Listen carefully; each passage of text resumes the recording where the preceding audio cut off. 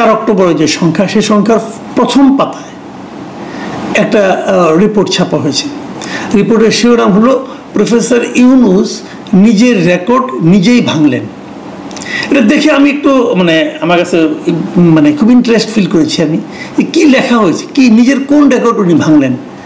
তো পড়তে যেয়ে দেখলাম যে উনি আগের বার যখন জাতিসংঘ সাধারণ পরিষদে গত বছর যখন ভাষণ দিতে গিয়েছিলেন, সেবার তিনি কতজন নিয়ে গিয়েছিলেন, কতজন নিয়ে যেতে চেয়েছিলেন, এবার কতজন নিয়ে গেলেন, এই সংক্রান্ত এই সংখ্যা বিষয়ক রেকর্ডটা উনি ভেঙেছেন বলে এই রিপোর্টটায় লেখা হয়েছে।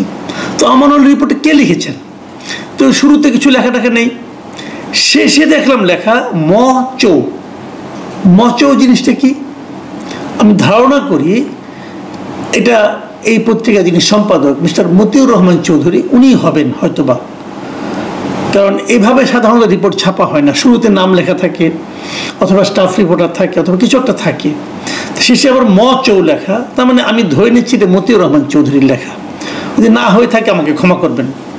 তো তারপরেও আমি এই রিপোর্টটার সম্পর্কে একটু কথা বলতে চাই। এই রিপোর্টে কি আছে? বলা হয়েছে যে গতবার উনি প্রথমে বলেছিলেন যে 8 জন নিয়ে যাবেন, পরে গিয়েছিলেন 57 জনকে নিয়ে। এবার উনার আগের রেকর্ডটা ভেঙে 104 জনকে নিয়ে গেছেন, এবং এই 104 জনের মধ্যে কারা কারা ছিলেন সেই ব্যাপারে উনি ডিটেল এই রিপোর্টে লেখা হয়েছে। এটা আমি ডিটেলে গেলাম না এই কারণে যে আমি নিজেও এটা নিয়ে রিপোর্ট করি, আমি নিজেও এখানে একটা কন্টেন্ট করেছি, এবং সেখানে আমি ব্রেকআপ দিয়েছি যে কোন ক্যাটাগরিতে কে কে গিয়েছেন, নামটামও বলেছি, কাজে ওটা নিয়ে আমি আর যাচ্ছি না। এবং কিভাবে ওখানে বিএনপির পক্ষ থেকে তারেক রহমানকে আমন্ত্রণ জানানো হয়েছিল, তিনি যেতে চাননি, তখন একজনকে নেওয়া হয়েছিল, পরে আবার শেষ মুহূর্তে পররাষ্ট্র উপদেষ্টা কীভাবে পুরো একটা ভজগোটা পাকালো, উনি 2 জনের নাম বলেন বিএনপির, এবং 2 জনের নাম দেখে অন্য 2 দল আপত্তি করলে তাহলে আমাদের 2 জন নয় কেন, তখন তাদেরও 2 জন করে নেওয়া হলে, এই সমস্ত ইত্যাকার সমস্ত কাহিনী ওইখানে আসছে। কিন্তু এগুলো আমার কাছে মনে হয়েছে যে যদিও আর্টিকেলটার শিরোনাম যেটা ছিল তার সঙ্গে এই বিষয়গুলো কিন্তু মিলে যায়, কিন্তু এই রিপোর্টের শেষ দিকে এসে যে কথাগুলি বলা হয়েছে সেটা হলো কিছু দুর্নীতির কথা বলা হয়েছে। এবং আমার যেটা মনে হয়েছে, এই রিপোর্টটা যদিও শিরোনামে যাই থাকুক না কেন, এই যে দুর্নীতির যে বিষয়গুলো, এই বিষয়গুলি আসলে এখানে সবচেয়ে গুরুত্বপূর্ণ। এই রিপোর্টের শেষ দিকে কিন্তু উনি বলেছেন এতগুলি লোককে নিয়ে, শেষ দিকে না আগের দিকে বলেছেন এতগুলি লোককে নিয়ে গিয়েছে, তারপরে নিউ ইয়র্কে বিক্ষোভ হয়েছে, ডিম বৃষ্টি হয়েছে, সেগুলিও উল্লেখ করেছেন। কিন্তু এগুলো উল্লেখ করার পরেও আমার কাছে মনে হয়েছে শেষের দিকে যে কথাগুলি বলা হয়েছে দুর্নীতি নিয়ে, সেগুলি মূল বিষয়। আমি ওই দুর্নীতির পার্টটুকু আপনার সঙ্গে একটু শেয়ার করতে চাই। যেমন আমি বরং পড়েই শোনাই। উনি এক জায়গায় লিখেছেন শেষ দিকে এসে যে প্রফেসর ইউনূস হয়তো জানেন না আজকাল আলোচনার টেবিলে রাষ্ট্রীয় অতিথি ভবনের নামও যুক্ত হচ্ছে। চায়ের টেবিলে বিভিন্ন জনের, বিভিন্ন সংশ্লিষ্ট বিভিন্ন ব্যক্তিবর্গের আলোচনায় রাষ্ট্রীয় অতিথি ভবন যমুনার নাম নেওয়া হচ্ছে। কী প্রসঙ্গে নেওয়া হচ্ছে সেটা উনি আরেকটু ডিটেল করেছেন। উনি লিখেছেন অতি সম্প্রতি একটি সরকারি সংস্থার শীর্ষ পদে নিয়োগ দানের জন্য 80 কোটি টাকার দাম উঠেছে। এই জায়গাটুকু আপনারা প্লিজ খেয়াল করবেন। একটা শীর্ষ পদে নিয়োগের জন্য 80 কোটি টাকা দাম উঠেছে।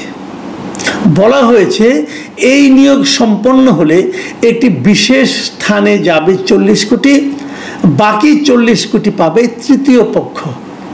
আর যাকে নিয়োগ দেওয়া হবে তার কিছুই করতে হবে না, শুধু বাণিজ্যের কারসাজিতে সায় দিয়ে যাবেন বিনা দ্বিধায়। প্রশাসনিক ক্যাডারের ওই শীর্ষ কর্মকর্তা শেষ পর্যন্ত এই প্রস্তাবে রাজি হননি আখেরের কথা ভেবে। পরবর্তী সময় যখন আসবে, সরকার পরিবর্তন হবে, তখন কি হবে এই কথা ভেবে উনি রাজি হননি। কত কোটি টাকা? 80 কোটি টাকা। 2 ভাগ হবে, 1 ভাগ যাবে বিশেষ একটি জায়গায়, তারপরে একজন পাবে 40 কোটি টাকা, আর বাকিগুলি পাবে অন্য কয়েকটি জায়গায়। আচ্ছা, এর আগে এই রিপোর্টে যেটা লেখা হয়েছে, এর আগের সেন্টেন্সটা সেটা কি, যে রাষ্ট্রীয় অতিথি ভবনের নামও যুক্ত হয়েছে। রাষ্ট্রীয় অতিথি ভবন কোনটা? যমুনা এখন কি হয়, প্রফেসর ইউনূস থাকেন, ওটা ওনার এখন বর্তমানে বাসভবন।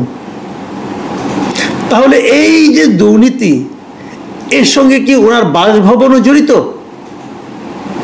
এই রিপোর্টে কিন্তু সেই ইঙ্গিতটাই দেওয়া হয়েছে যে প্রফেসর ইউনূসের বাসভবনের নামও আজকাল দুর্নীতির সঙ্গে জড়িত বলে উচ্চারিত হচ্ছে।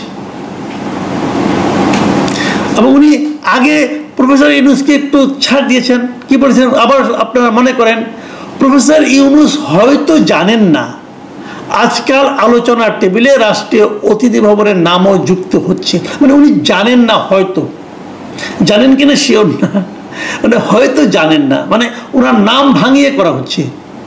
অথবা জানেন যেহেতু উনি হয়তো বলেছেন, মানে ওনার একটু সন্দেহ থাকতে পারে, অথবা একটু ছাড়ও দিতে পারেন উনি, অথবা ভাবছেন সরকারের শীর্ষ পদে যিনি আছেন তার নাম কি করে উচ্চারণ করি, বরঞ্চ একটু হালকা রূপে রাখি, হতে পারে কোনোটাই, আমি জানি না আসলে কি হয়েছে।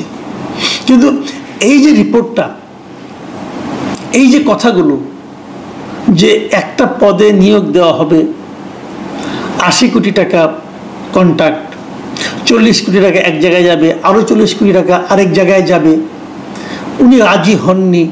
যদি রাজি হতেন তাহলে 80 কোটি টাকা খরচ করে যিনি রাজি হতেন তিনি কত এখান থেকে ইনকাম করতেন? এবং এই যে ইনকামটা করতেন, কেন করতেন? কিছু অনৈতিক সুযোগ সুবিধা দেওয়ার মাধ্যমে।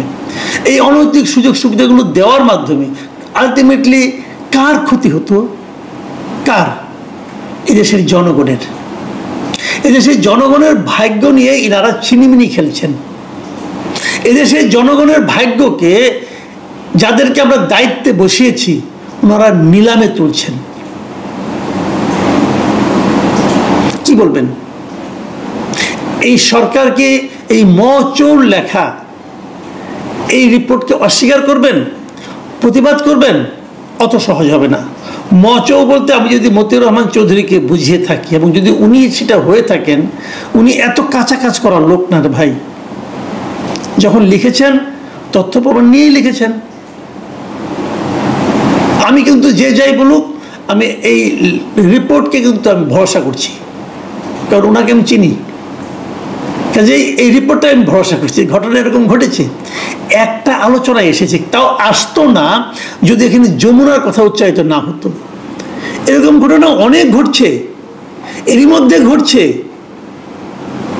মানে একটা গণ আন্দোলন, সেই গণ আন্দোলনের সুফল ভোগকারী যারা সাধারণ মানুষের হওয়ার কথা ছিল, সে সাধারণ মানুষ না, এখন কয়েকজন মানুষ এই সুফল ভোগ করছেন। আমি বাংলাদেশের আইন প্রয়োগকারী সংস্থাকে বলবো, এই সরকারের তো একদিন বিদায় হবেন। বিদায় হওয়ার আগে এবং পরে যারা দায়িত্ব পেয়েছিলেন সরকার চালানোর, কি উপদেষ্টা, কি সাহায্যকারী, কি বিশেষ সহকারী, এদের সবাইকে দেশ থেকে উপর নিষেধাজ্ঞা দেওয়া উচিত।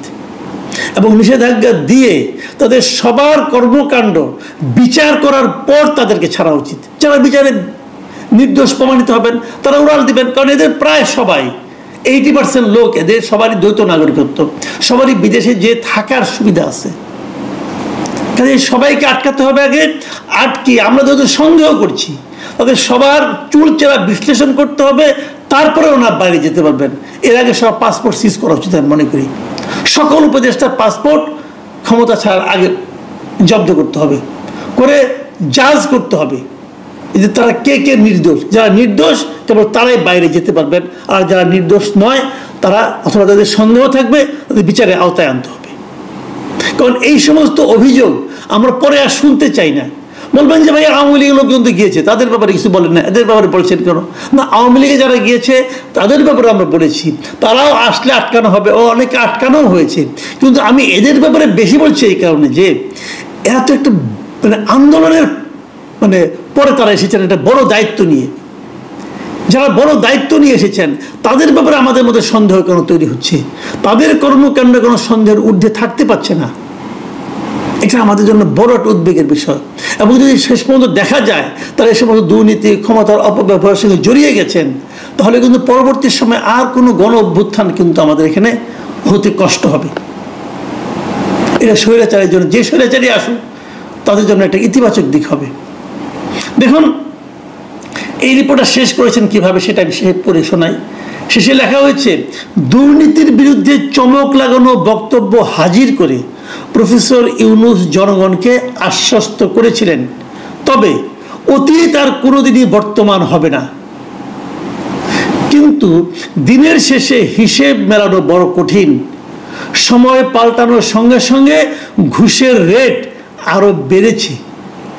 এখন অনেকেই ঘুষ বলতে চান না, তাদের কথায় রীতিমতো লুট হচ্ছে। কে করছে লুট? কার প্রপার্টি, কার সম্পদ, কার অর্থ লুট করা হচ্ছে? জনগণের অর্থ লুট করা হচ্ছে। জনগণের অর্থ যারা লুট করছে তারা জনগণের শত্রু, এবং এই জনগণের শত্রুদের দৃষ্টান্তমূলক বিচার এটা জনগণেরই দাবি।